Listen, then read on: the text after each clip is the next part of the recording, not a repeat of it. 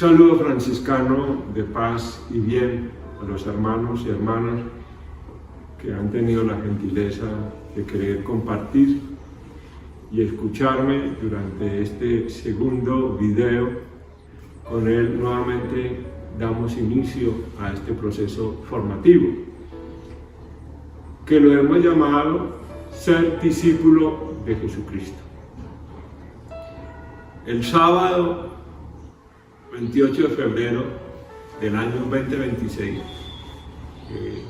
presentamos en el mundo del internet el primer video, donde hacíamos una introducción muy amplia, especialmente para aquellos hermanos y hermanas que hacen parte de las cofradías y de las hermandades del Señor de los Milagros de Lima, tanto los que viven en Lima como los que viven en el Perú, como en otros lugares del mundo.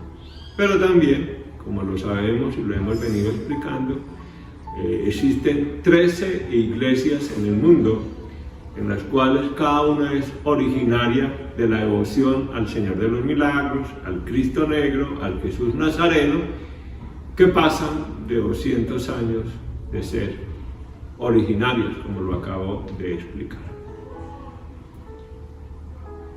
Este trabajo lo estamos haciendo, o estas presentaciones al mundo del internet, desde el Colegio Franciscano Agustín Gemelli, en la ciudad de Manizales, en el departamento de Caldas.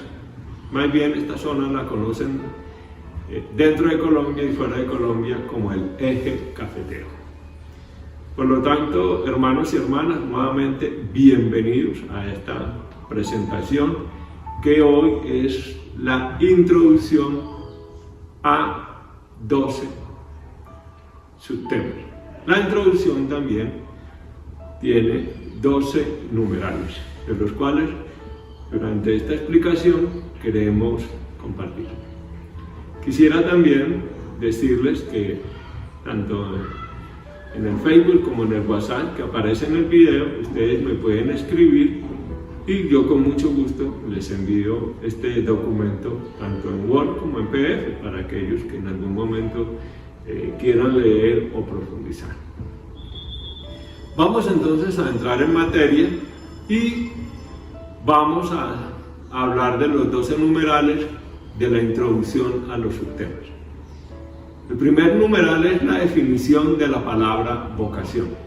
El segundo, el llamado al servicio del pueblo de Dios en las Sagradas Escrituras, la vocación en el pueblo y hacia el pueblo de Dios.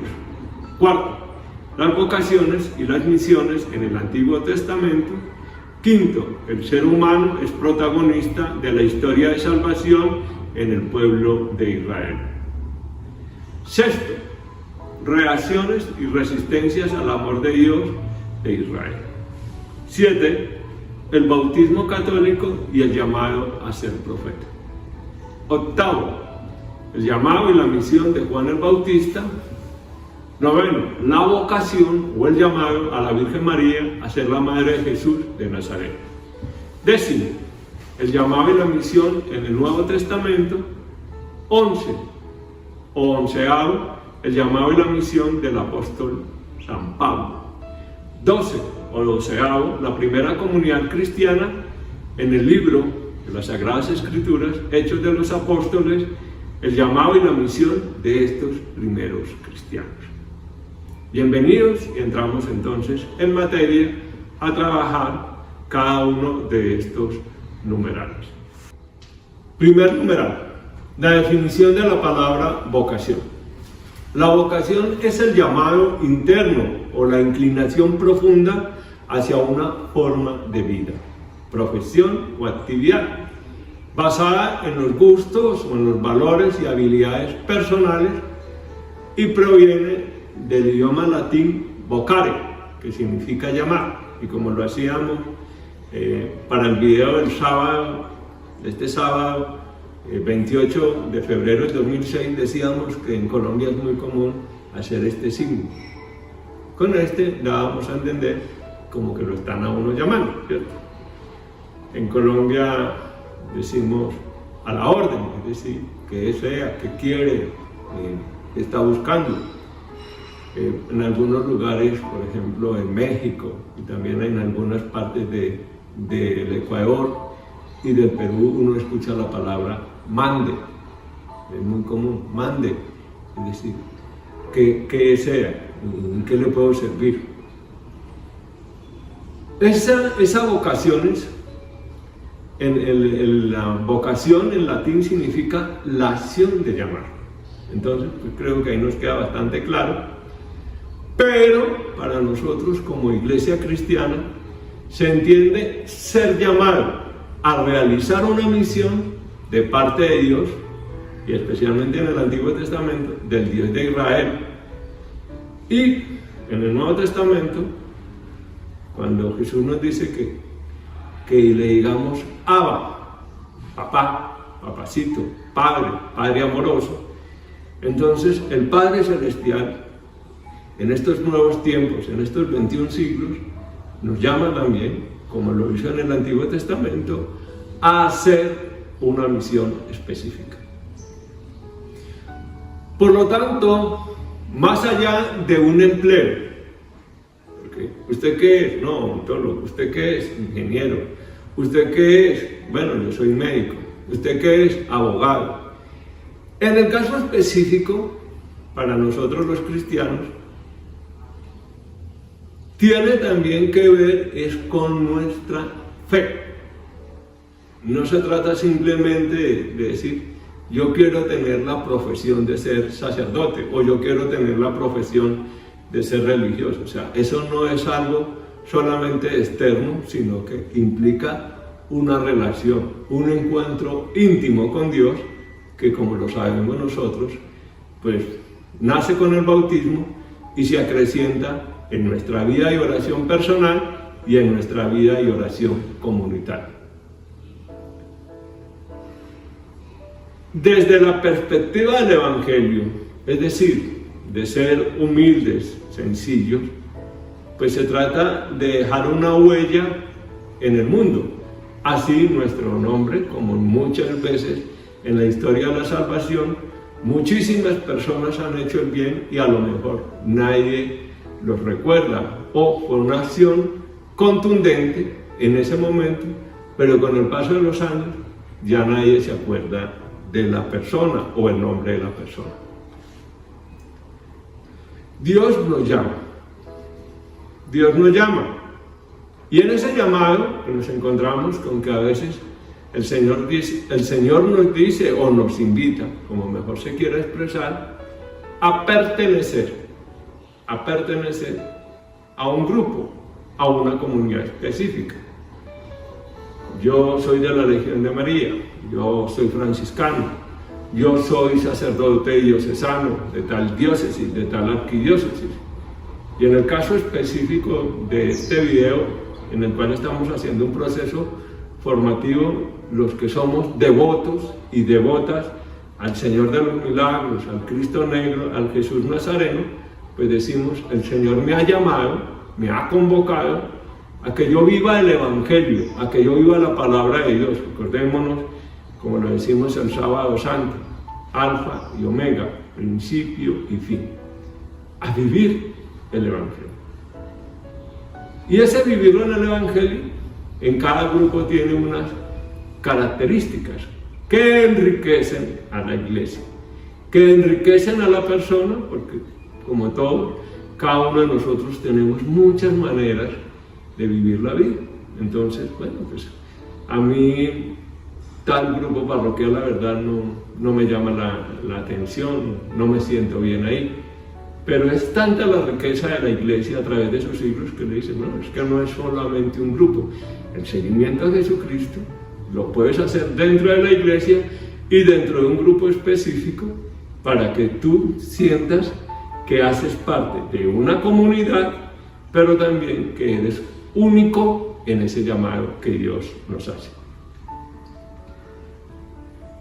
Seguir a Jesús es dejar todo, es seguirlo como los discípulos. Y ya sabemos que en un momento dado, en los textos evangélicos dicen, si quieren venir en pos de mí, pues renuncien. Y más en este tiempo de Cuaresma, que también nos están diciendo pues, que hay que renunciar a muchas cosas que tenemos en nuestra alma, en nuestro corazón, en nuestros comportamientos, en nuestras emociones.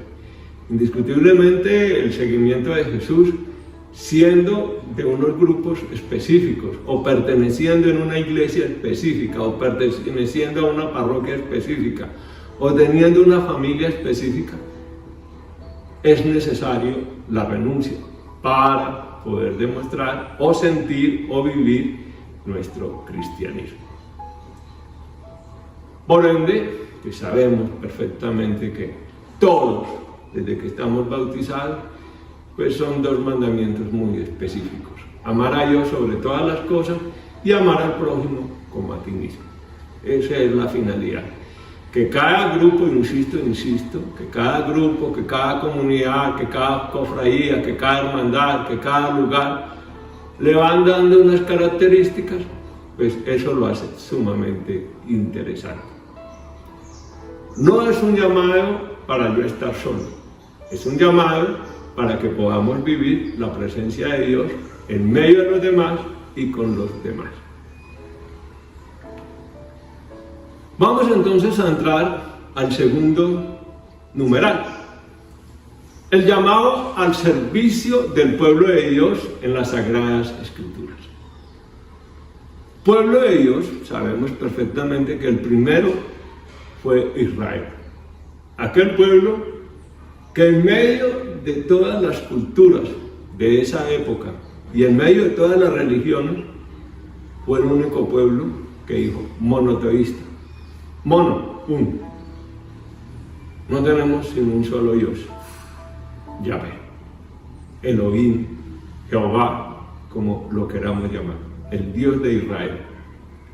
Los demás pueblos o culturas tenían en su manera de practicar la religión o vivir la religión, tenían muchos dioses, cosa que continuamente el pueblo de Israel siente por medio de aquellos personajes bíblicos que Dios les manda a decir: acuérdense que yo no soy sino un solo Dios. Por lo tanto, todas aquellas prácticas que hacen referencia a diferentes tipos de dioses son ídolos, falsos dioses. Entonces vamos a darnos cuenta de que ese servicio tiene unas características. Hablemos de una, seguro que son muchas más. Es un acontecimiento misterioso, es decir, un suceso, algo que ocurre en la vida del hombre. ¿En qué momento Dios nos llamó? A lo mejor ni siquiera nos dimos cuenta, sino que fuimos experimentando, fuimos sintiendo ese llamado, de tal manera que nosotros dijimos: me gustaría servir. Eso sí, todo llamado está en un lugar específico, en una historia específica y con culturas muy específicas y situaciones, lógico, específicas. No es lo mismo si el Señor nos hubiera llamado en el siglo XVIII o en el siglo XIX, otras ubicaciones o otras sociedades o otros contextos. El Señor nos llamó en un momento específico, pues valga la redundancia de la palabra específico. Hay que hacer mucho énfasis en eso. Tú estás llamado para un lugar y para una situación específica. No es que el Señor me llamó, pero no tengo claro para qué. Sí, lo tenemos claro. Para servirle a Él, para servirle al pueblo de Dios, para servirle a la comunidad, para vivir en medio del amor, del perdón y a la vez poder hacer las diferentes obras de caridad que cada uno de nosotros sabemos que tenemos que hacer. Siempre nos llama y nos recuerda en el llamado de Dios que nosotros somos el pueblo, hacemos parte de un pueblo, de una comunidad. Es interesante cómo tanto en el Antiguo Testamento como en el Nuevo Testamento, esos llamados, en un momento dado, la persona no sabe qué decir. Un temor a una inmensa responsabilidad. O un temor a fracasar. O cree que las capacidades internas que tiene no son las mejores. Más bien debieron de haber llamado a otra persona, o porque no llamaron a fulano, o porque no llamaron a esta persona que a lo mejor responde con lo que Dios quiere. Por eso dije al principio de este numeral 2, el llamado es un misterio. Es una cosa que no es de explicación, no es una fórmula matemática, no es como los procesos de gestión de calidad que le dicen a uno, mire, si usted cumple con estos pasos, usted tiene el perfil para cumplir esta función. Pero es que no estamos hablando de perfiles ni de funciones, estamos hablando de un llamado. Que ante los demás, o dentro de esas interpretaciones de que la persona tiene la actitud y es acto, es el menos acto con P y es el menos de actitudes con C. Pero Dios le dijo, venga. Si lo miráramos desde esa manera de visualizar a veces la parte mercantil y empresarial, pues seguro que a lo mejor Pedro no podría haber sido el primer papa, por su manera de actuar. De pronto tenía más condiciones Pablo para ser el primer papa, con toda esa formación y preparación, o por la manera en que escribe Juan, o que se hubiera llamado a Lucas, aunque Lucas no conoció en la vida terrenal a Jesús. De pronto habían personas con más méritos, como se dice, es meritoria, pero el Señor le dijo a Pedro, Pedro, venga, ven, te haré pescador de hombres. Entonces, ahí nos damos cuenta nosotros de que allí es un proceso misterioso, que no tiene esa explicación humana. Entremos entonces al tercer numeral. La vocación en el pueblo y hacia el pueblo de Dios.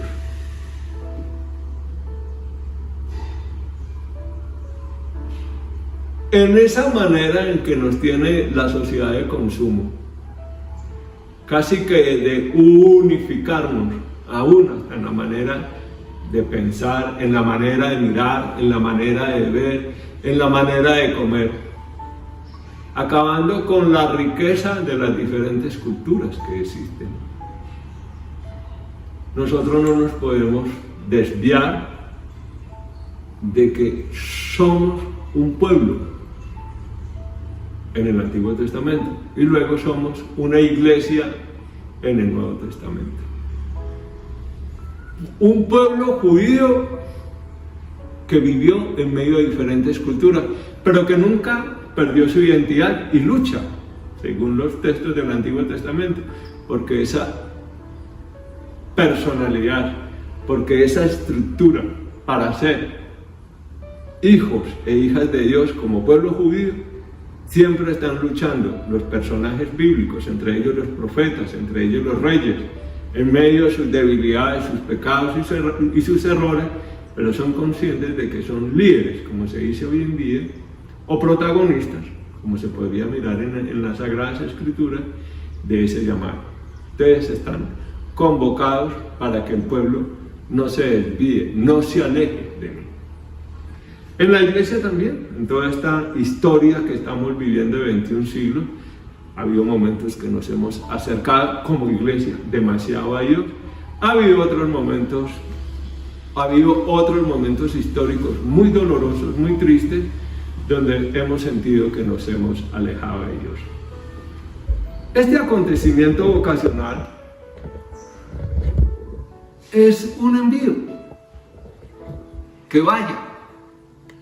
Entonces, por ejemplo, en el libro de Isaías, capítulo 6, versículo 9, le dijo, ve, me dijo, tú dirás a este pueblo, escuchen, sí, sin entender. Miren bien, pero sin comprender.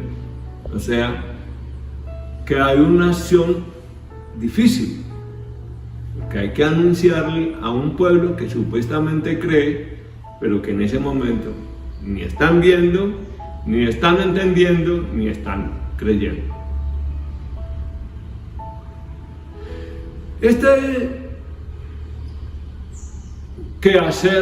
caminar que estamos haciendo a través de este video de una manera muy rápida, y que vuelvo y repito, si en un momento dado estás interesado en el texto en Word o en PDF, me puedes escribir al WhatsApp o al Facebook y con mucho gusto te lo voy a enviar, sea al WhatsApp o al correo electrónico. Es una mirada breve del texto en la cual los estoy invitando a que entendamos que nosotros estamos llamados a una vida de oración. No podemos entender el seguimiento de Cristo sin oración. Podemos ser estudiosos de las Sagradas Escrituras, y hay personas toda una vida dedicadas a las Sagradas Escrituras, inclusive se dedican a un solo libro o se dedican a ciertos textos específicos. Pero aquí, más que volvernos estudiosos, de los cuales a ellos les tenemos que agradecer mucho, porque hemos aprendido a comprender muchísimo la palabra de Dios, gracias a esa dedicación de toda una vida a estar estudiando los idiomas, a tratar de comprender en qué momento y cuál fue la razón y por qué se escribió y de qué manera se escribió ese texto. Pero nosotros, algunos tendremos tiempo de estudiar, pero teniendo tiempo para estudiar, todos, si estamos bautizados, estamos llamados a amar. Y un amar que va dentro de las actitudes y los comportamientos. Cerremos este numeral 3 diciendo: lo más importante en este acontecimiento vocacional es la confianza en el Dios de Israel que nos llama. Por eso los personajes del Antiguo Testamento tienen un gran interés, después de haber confirmado que es Dios quien nos envía, en ese sí, que es el mismo sí de la Virgen María, y que es el mismo sí en el pueblo del Nuevo Testamento o en la Iglesia, y que luego, a través de estos 21 siglos, muchos el Señor los ha llamado de diferentes maneras, y al principio o la duda o el temor o la incertidumbre, y luego hay un sí categórico, es decir, una renuncia a todo. Eso permite que Dios pueda seguir construyendo la historia de salvación con el ser humano, como ya lo dije, endeble, pecador, lleno de dificultades, lleno de miedos, de temores, lleno de muchísimos errores, de muchísimas fallas, pero Dios siempre dice: este es mi hijo, esta es mi hija, con los cuales estoy caminando para que el pueblo también pueda caminar. Cuarto numeral: las vocaciones y las misiones en el Antiguo Testamento. Nos encontramos con muchísimos personajes. Por ejemplo, Abraham. El llamado está en el libro del Génesis, capítulo 12, versículo 1 y siguientes. Moisés, acuérdense ustedes ese texto tan hermoso de la zarza ardiendo. En el Éxodo, capítulo 3, versículos del 10 al 16. Aún escuchamos a veces cantos dentro y fuera de la iglesia cuando le dice el Señor: quítate las sandalias, que el lugar que pisas santo es. Tenemos, por ejemplo, el profeta Amós, un hombre bien interesante, en el cual él está propio y es muy utilizado en las Eucaristías por sus textos de denuncia. Está denunciándole al pueblo de Israel: ustedes están pecando, ustedes están fallando, ustedes se están alejando de Dios. Bueno, entonces claro, la iglesia nos invita a no solamente a recordar ese acontecimiento, sino a veces a cuestionarnos. El discípulo es cuestionado. Acordémonos, perdónenme que haga ese salto histórico, cuando le dice Jesús a Pedro, quítate Satanás, que es una palabra griega que significa adversario, quítate. Quítate que me estorbas, que no me permites cumplir la misión de Dios. De Isaías, sabemos perfectamente que muchos de sus textos enriquecen el tiempo de Adviento, el tiempo de Navidad y también el tiempo de Cuaresma. Jeremías también es un gran profeta en el Antiguo Testamento y también Ezequiel. Podríamos decir que Isaías, Jeremías y Ezequiel son como los tres grandes profetas que más texto tienen en la Sagrada Escritura. Pero lo interesante es que a todos estos que acabo de nombrar, el Señor les dice una sola palabra: ve, es decir, vaya, y lo queremos como menos castizo, vaya. Ellos y todos, pero estoy hablando específicamente en el Antiguo Testamento, pero lo sirve de igual manera, porque escuchan la voz de Dios, porque aceptan y desean conocer la palabra de Dios. A través de eso pueden entonces entrar a identificar el llamado de Dios. ¿Cierto? Nos acordamos de San Pablo, ¿no? Cuando él dice, pruébenlo todo o examínenlo todo. En algunas traducciones, pruébenlo todo o examínenlo todo y quedaos con lo bueno. Identificar el llamado de Dios, o sea, ¿quién me está llamando? No va a ser por ahí que me llame otro diciendo que es Dios y resulta que no es Dios. Esto los lleva y nos lleva a ellos y a nosotros, como hermanos y hermanas devotos del Señor de los Milagros y como bautizados, a tener valentía para poder hablar de Dios, a anunciar, como lo dice Jesús al principio del Evangelio. Les anuncio que ha llegado el reino de Dios, les anuncio que ha llegado la buena nueva. Todo eso nos lleva a convertirnos en un testigo de Dios. En el grupo que tú estés, en cualquier grupo parroquial o un grupo eclesial que tiene una aprobación desde Roma o que tiene una estructura nacional, sea que el grupo donde tú estés no sea sino solamente esa parroquia, o que tú estés en un grupo que tiene una aprobación desde Roma, o que tú estás en una comunidad que está en diferentes lugares de tu país. Eso no le quita lo que nosotros tenemos que sentir, que somos testigos del Señor. Para mí, en primera instancia, yo soy testigo de mí mismo. Mi conciencia me dice en qué momento soy testigo de Dios y en qué momento mis comportamientos, mis actitudes no son de Dios, y que la comunidad, sabiendo mis debilidades, pueda decir, trata, lucha por ser testigo del Señor. Vamos entonces, hermanos y hermanas, a ver, por ejemplo, esto tan interesante, ¿no? Que es del profeta Jeremías, capítulo 1, versículo 5, que lo encontramos a veces en los afiches, lo encontramos a veces en el jueves de oración de la Eucaristía. Bueno, es un texto como muy común. Y dice así, Jeremías 1, versículo 5. Antes de formarte en el vientre materno, yo te conocí. Antes de que ya estuvieras ahí como un embrión, ya el Señor te conocía.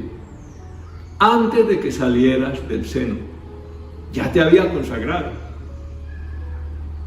Lo común es que estuviera vivo, como lo hacían con los reyes en el Antiguo Testamento, para hacer las indicaciones que el Señor hacía, y entre ellas el aceite en la cabeza, el aceite de los olivos. Y dice el mismo texto, te había constituido profeta para las naciones. Antes de formarte en el vientre materno, yo te conocía. Antes de que salieras del seno, ya te había consagrado y te había constituido profeta de las naciones. vientre materno, sin haber nacido, ya lo conocía. Antes del parto, ya estaba consagrado. Y lo constituye profeta de las naciones. Imagínense. Pero también nos encontramos con lo que les acabo de decir hace un momento, un Amós acusativo, señalativo, indica, no me gusta, debe haber sido de un temperamento muy fuerte. Vengan, volvamos al Señor, Él nos ha desgarrado, pero nos sanará. Ha golpeado, nos ha golpeado, pero vendrá a curar nuestras heridas. Amós capítulo 6, versículo 1. Pero miren ustedes esta cosa tan interesante, ¿no? Del libro de Génesis, capítulo 17, versículo 1. Cuando Abraham tenía 99 años, imagínense, hoy en día le dicen, no, 99 años, no, pues sí, está más próximo a la muerte que a la vida. El Señor se le apareció y el Señor le dijo, yo soy el Dios Todopoderoso, camina en mi presencia y sé irreprochable. Imagínense, a los 99 años, y le aparece Dios a decir, camina en mi presencia. Más de uno dirá, no, pues ya está, es como para llevarlo a un hogar geriátrico, que esté para una casa de sacerdotes o de monjas, o en un lugar por ahí donde esté tranquilo y que nadie lo moleste y que termine el final de sus vidas. Pero el Señor con esa edad le dice, camina en mi presencia y sé irreprochable. O sea que el llamado no tiene edad, no tiene tiempo. En uno es antes del embarazo y en otro es propiamente casi que terminando la vida.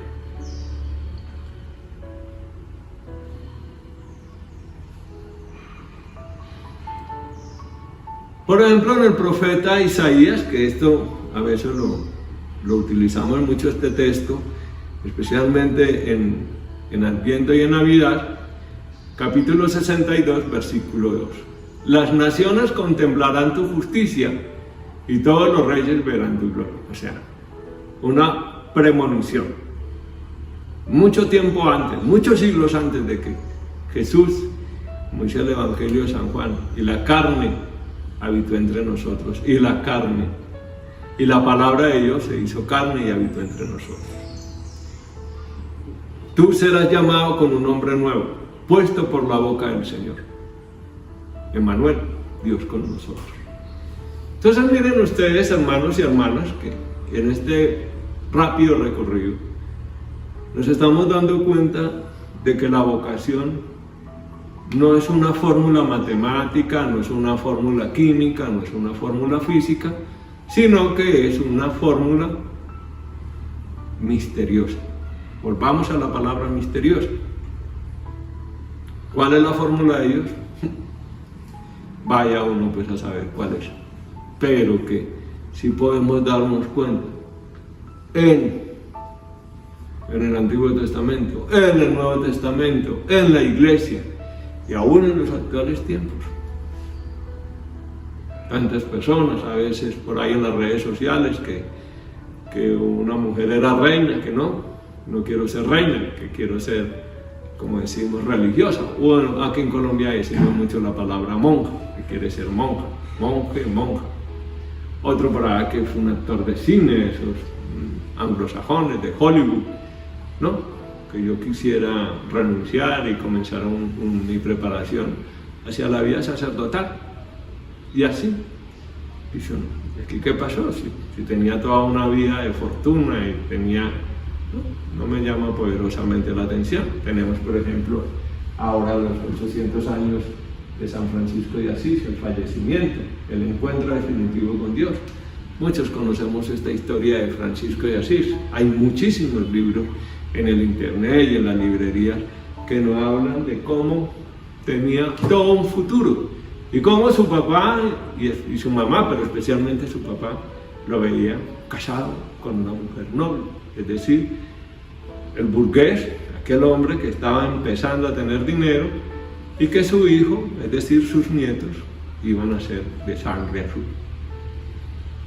Y todo eso que él había pensado, Dios lo desbarata y de la noche a la mañana comienza un proceso de conversión. Él tampoco sabía para dónde iba. Poco a poco, lentamente, comienza a encontrarse con que el Señor lo necesitaba para algo muy específico en el siglo XIII. Es uno de los santos que se enfrenta a una situación histórica muy difícil de la iglesia en ese momento. Pero el Señor lo llama, da un sí, poco a poco, hasta que él va descubriendo hacia dónde lo quiere el Señor, y eso es lo que nos sucede a todos. No siempre el Señor se va a ir a la casa de nosotros, a sentarse en la sala o en el comedor, como decimos en Colombia, a tomarse un café, a tomarse un tintico, y como sacar, pues, como cuando le venden a uno un producto que le dicen a uno, firme este contrato, lea la letra grande y lea la letra pequeña, aunque a veces no nos dejan leer la letra pequeña. Eso es entre el ser humano, pero el llamado de Dios no es, venga, le cuento todo lo que va a pasar.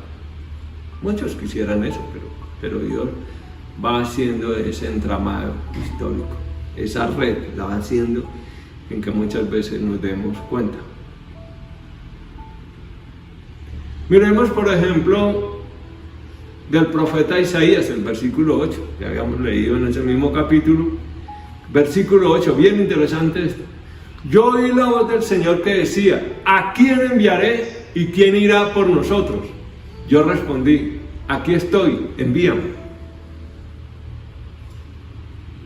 Tantas personas en el mundo, tantos cristianos, que, bueno, ¿y usted para dónde va? No, me voy para el África, me voy para un lugar muy difícil, de muchos problemas sociales.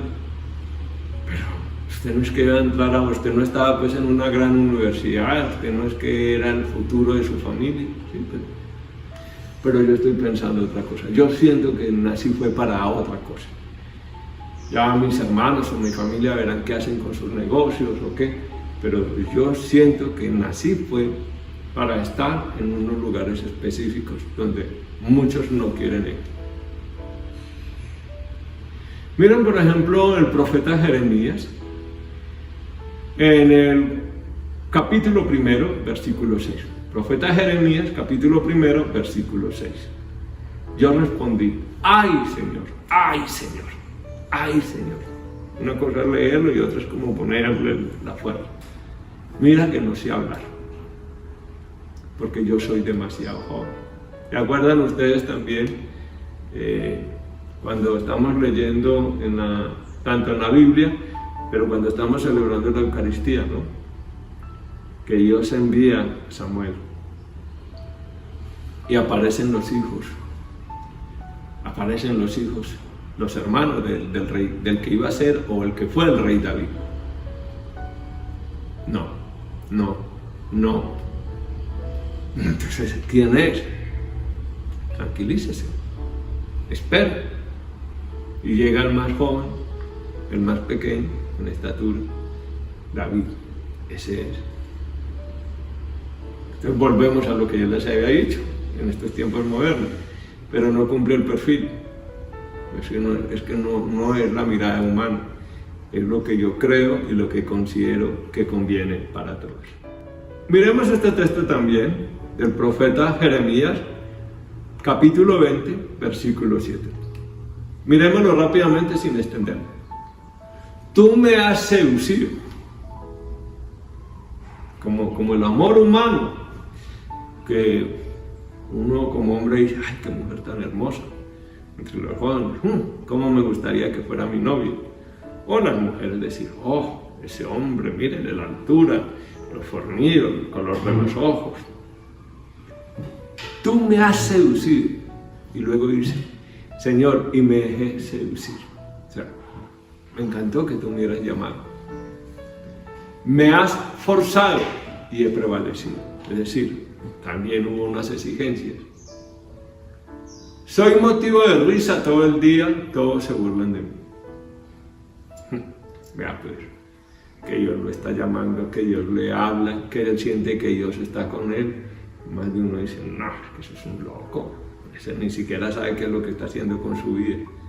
Pero él adentro siente que Dios lo llamó y que le encanta. que le gusta, que está enamorado de que Dios lo haya llamado.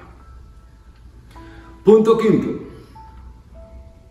El ser humano es protagonista de la historia de salvación en el pueblo de Israel.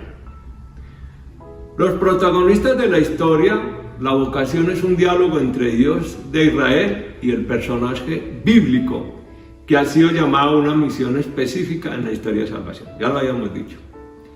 B. Es relevante que pese a la conciencia que tienen los autores bíblicos, que a pesar de la conciencia, o sea, de ser conscientes los que escribieron, de quién es Dios, relatan, nos hacen sentir, nos hacen entender que el llamado del personaje bíblico es una lección de amor y perdón para su pueblo Israel. O sea, él también tiene que llevar el amor de Dios y el perdón de Dios al pueblo de Israel. Siempre será el Dios de Israel el que llama desde la creación hasta el final de los tiempos. No hay nadie más. A uno no lo llama nadie más. Posiblemente con un intermediario, es muy posible.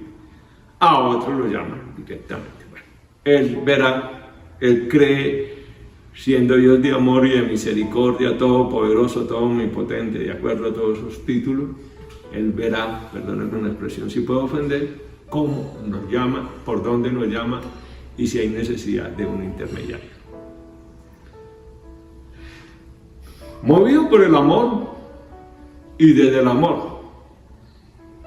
Toda acción tiene una razón de ser y una finalidad, es decir, un porqué y un para qué, que están íntimamente relacionados. Ojo, Dios en el llamado a las personas, la principal razón no es por las cualidades o virtudes. Es nuevamente lo que he estado diciendo, por amor, por amor. Claro, las personas tienen cualidades, todos los que han sido llamados, hombres y mujeres, y tienen virtudes. Pero vengo y les insisto hasta la saciedad, no es meritorio. Hay muchas personas que ante los ojos humanos no eran las personas más meritorias para hacer lo que... Entonces, por ejemplo, Moisés es tartamudo, imagínense, para poder hablar con el faraón. En Colombia decimos gaguear, un tartamudo. Gedeón es pequeña estatura. Los primeros discípulos de Jesús son pescadores, ¿cierto? Vaya, ya los encuentra pescando. Dice, vengan, los haré pescadores de hombres. Por ejemplo, Moisés, en ese libro del Éxodo, capítulo 3, versículos del 7 al 10, dice así: el Señor dijo, yo he visto la opresión de mi pueblo que está en Egipto, y he oído los gritos de dolor provocados por sus capataces, sí conozco muy bien sus sufrimientos. Por eso he bajado a librarlos del poder de los egipcios y hacerlos subir desde aquel país a una tierra fértil y espaciosa, a una tierra que emana leche y miel, al país de los cananeos, los hititas, amorreos y jebuseos. Es decir, la vocación también es un caminar. Y estamos nosotros ahora en Cuaresma caminando perfectamente como pueblo de Dios y como iglesia de Dios. Es bien interesante en este numeral 6, reacciones y resistencia al amor de Dios de Israel. Del libro del Éxodo, el mismo, el capítulo 3, versículo 11. Pero Moisés dijo a Dios, ¿quién soy yo para presentarme ante el faraón y hacer salir de Egipto a los israelitas? ¿Quién soy yo? Del libro de Jueces, capítulo 6, versículo 15. Gedeón le respondió, perdón, Señor, pero ¿cómo voy a salvar yo a Israel si mi clan es el más humilde de Manasés y yo soy el más joven en la casa de mi padre? O sea, se sentía insignificante. Del libro del profeta Isaías, capítulo 6, versículo 5. Yo dije, ay de mí, estoy perdido, porque soy un hombre de labios impuros. Hermoso el texto. Y habito en medio de un pueblo de labios impuros, y mis ojos han visto al Rey, al Señor de los ejércitos. O sea, en el tema de la pureza yo no me siento bien. Yo no soy una persona para dar testimonio, porque más Dios no me va a decir, pero acuérdese que usted tiene estas fallas, usted tiene estos errores, más aún usted tiene estos pecados privados y públicos.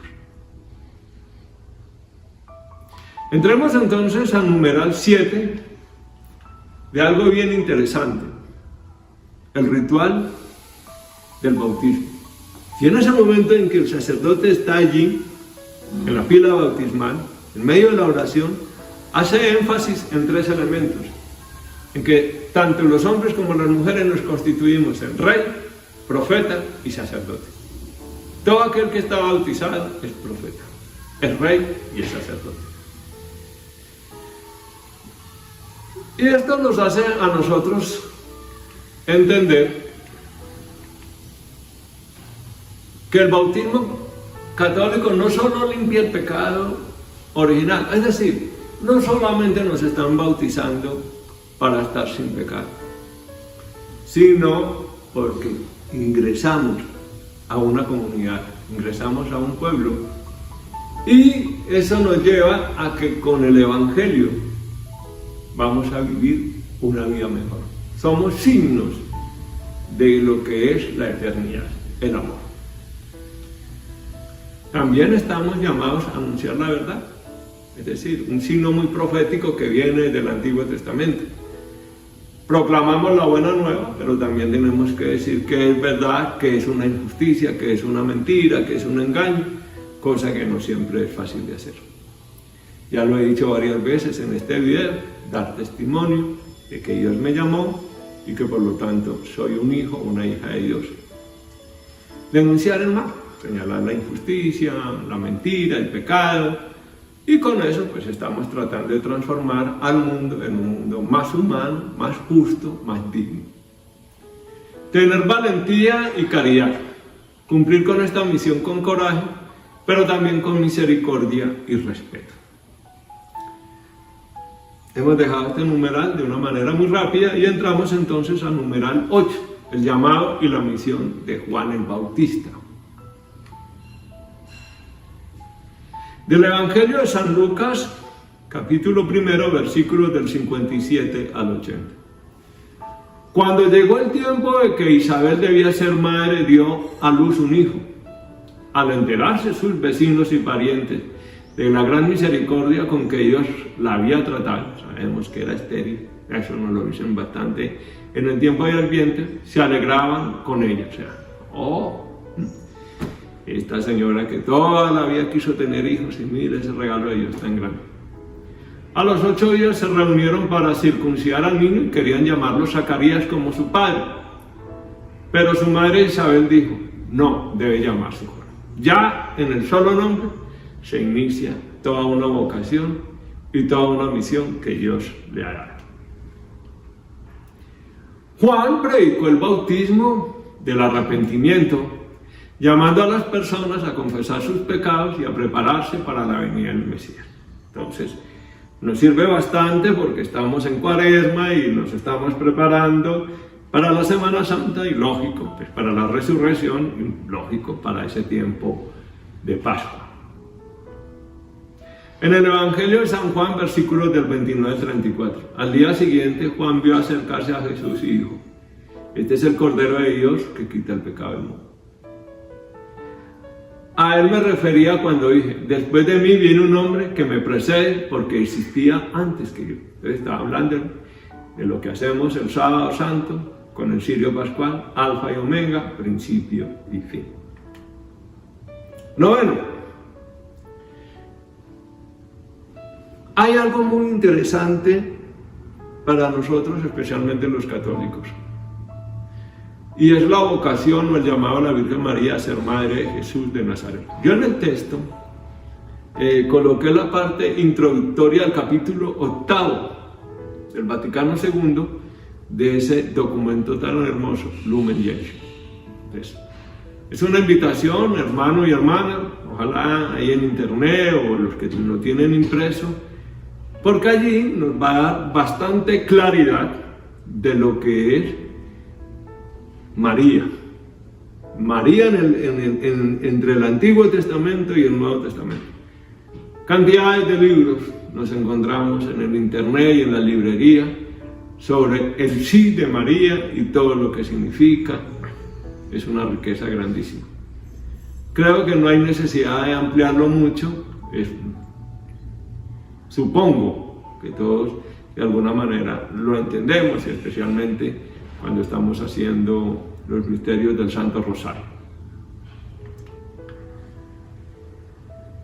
Del Vaticano II, la Constitución Dogmática sobre la Iglesia, capítulo 8, la Santísima Virgen María, Madre de Dios en el misterio de Cristo y de la Iglesia. Numeral 52. Voy a leerlo muy rápidamente y seguimos por la breve, porque tenemos relativamente muy poco tiempo. Queriendo Dios infinitamente sabio y misericordioso, dice el Vaticano II. Queriendo Dios infinitamente sabio y misericordioso, en el numeral 52, llevar a cabo la redención del mundo, al llegar la plenitud de los tiempos, envió a su Hijo, nacido de mujer, para que recibiéramos la adopción de hijos. Gálatas, capítulo 4, versículos del 4 al 5. La carta de San Pablo a los Gálatas. El cual por nosotros los hombres y por nuestra salvación descendió de los cielos por obra del Espíritu Santo y se encarnó de la Virgen María. Este misterio divino de la salvación nos ha revelado y se continúa en la Iglesia, que fundada por el Señor Jesucristo con su cuerpo, y en la que los fieles, unidos a Cristo cabeza y en comunión con todos los santos y santas, debemos venerar también la memoria, en primer lugar, de la gloriosa siempre Virgen María, Madre de Dios y de nuestro Señor Jesucristo. Bueno, hermanos, perdónenme que no me extiende demasiado y paso entonces al numeral 10. El llamado y la misión en el Nuevo Testamento. Bueno, vivimos algunos de nosotros leyendo bastante el Evangelio. Yo siempre, cuando me dicen, padre, yo nunca en mi vida he leído la Biblia, yo le digo, mira, para mí hay dos libros que nos permiten entender el resto de los libros. Para mí, el Evangelio de San Lucas es muy bonito, abre mucho la mente, el corazón, el alma, todo lo que es nuestra vida interior, y también los salmos. Y de ahí vas pasando a otros libros. Entonces, si uno lee bien, con calma, el Evangelio de San Lucas, seguro que vamos a entender mucho lo que es ser discípulos de Jesús y también poder entender a qué nos ha llamado. En el Evangelio de San Mateo, versículos del 18 al 22, Jesús llamó a los discípulos, como Pedro, Andrés, Santiago y Juan, para que los siguieran y se convirtieran en pescadores de hombres. Ya lo había dicho. En el Evangelio de San Mateo,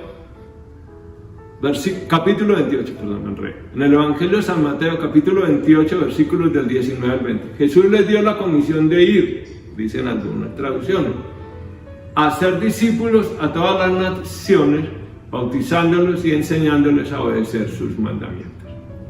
Ya, de una vez, ya tienen clara la misión. La misión de la iglesia. La iglesia primitiva se enfocó en la misión de llevar el Evangelio a Jerusalén, a Judea, a Samaria y hasta los confines de la tierra. Ahí está en el libro de los Hechos de los Apóstoles, capítulo 1, versículo 8. La misión de los apóstoles la podríamos decir en unos elementos, anunciarlos, no nos podríamos quedar describirlos en profundidad por la amplitud. 1. Proclamar el Evangelio. Eso es claro. 2. Hacer discípulos, lógico. Al bautizarnos, pues nos han vuelto discípulos y discípulas de Jesús. Establecer iglesia, porque no era solamente venga al bautizo, no. Al ser bautizado, usted está aceptando que quiere vivir en una comunidad donde todos amamos a Dios y creemos que Jesús es el Mesías, es el Salvador, es el Hijo de Dios. tenían que hacer entender que esa fuerza que ellos tenían no era de ellos, no era humana, sino porque el Espíritu Santo había sido colocado por parte de Jesús. Cuando el Padre, muchísimas veces en los evangelios nos damos cuenta de que esas acciones son enviadas de Dios por medio del Espíritu Santo. Tenemos el texto de Pentecostés. Sabemos que finalizado el tiempo de Pascua, pues está el Pentecostés. O sea, la nueva iglesia iluminada, orientada, guiada, que camina a través de la luz del Espíritu Santo y sus diferentes dones. 11.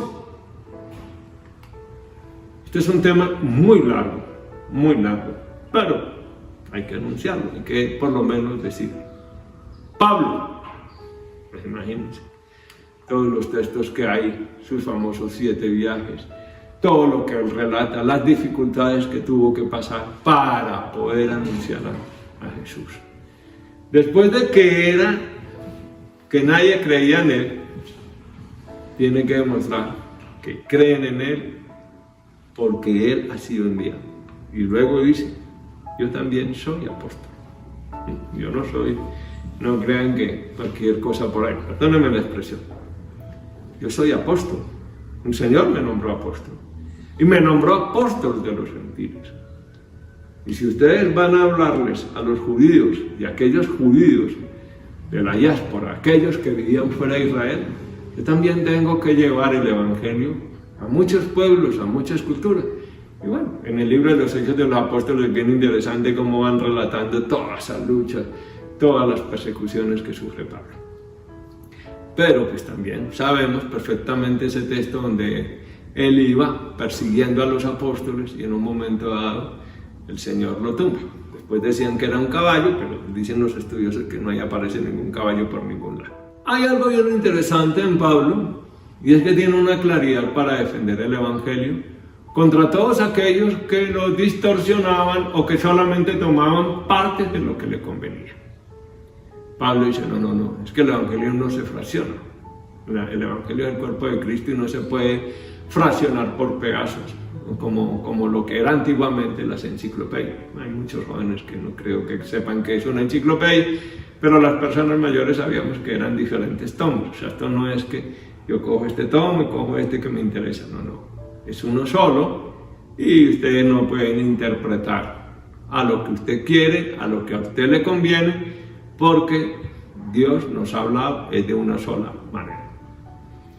Entramos entonces ahora ya al numeral 12 y con eso ya hemos, de una manera muy rápida, hemos visto los 12 numerales de la introducción. Acuérdense que si les interesa el texto, con mucho gusto se los puedo enviar. La primera comunidad cristiana en los Hechos de los Apóstoles, o las primeras, porque no fue una sola, son muchísimas. Y vuelvo y repito, en este libro de los Hechos de los Apóstoles nos estamos dando cuenta cómo cada uno se va adecuando al evangelio sin perder la esencia dentro de las diferentes culturas. Entonces, al principio nos encontramos con Hechos 2, versículos del 42 al 47, que hay digámoslo así, como dicen ahora, misión y visión de lo que debería ser y de lo que debe ser, debería ser y lo que debe ser la verdadera comunidad cristiana, de la cual llevamos 21 siglos luchando como iglesia, queriendo llegar a serlo. Pero pues está la fragilidad humana y eso pues hace que se vuelva interesante, no siempre es fácil de entender, pero bueno. Es muy interesante, perdón, me ahogué, es muy interesante también tener en cuenta de que en el 44 al 45, ese mismo capítulo 2, entonces, cómo comparten sus bienes, cómo también están en la fracción del pan, que para las primeras comunidades la fracción del pan es lo que nosotros decimos misa o Eucaristía, acción de gracias. También del 46 al 47 es una comunidad que crece. que todo el mundo dice, yo también quisiera ser así, esto me parece bien interesante, esto es lo que yo siempre he querido. En los Hechos 2, versículo 46, tanto se reúnen en los templos como en las casas, es decir, hay una asidua oración personal, familiar, de grupos, pero también del templo. Luego, en el capítulo 4, versículos del 1 al 22, es bien interesante porque desde ahí comienzan a mostrar cómo los primeros cristianos también son perseguidos. Es decir, el solo hecho ya de creer en Jesucristo ya es, digámoslo, en palabras de hoy en día, es un dolor de cabeza, es un conflicto para unos intereses o para otros intereses que van en contravía del Evangelio. Termino diciéndoles, hermanos y hermanas, las primeras comunidades cristianas se caracterizaron por su devoción a cumplir las enseñanzas de los apóstoles, a vivir en común unión, a estar participando en la Eucaristía, a llevar una vida de oración y ante todo, que esto los lleva a tener un compromiso con la justicia, la generosidad y un amor inmenso por los pobres. Muchas gracias por la atención prestada.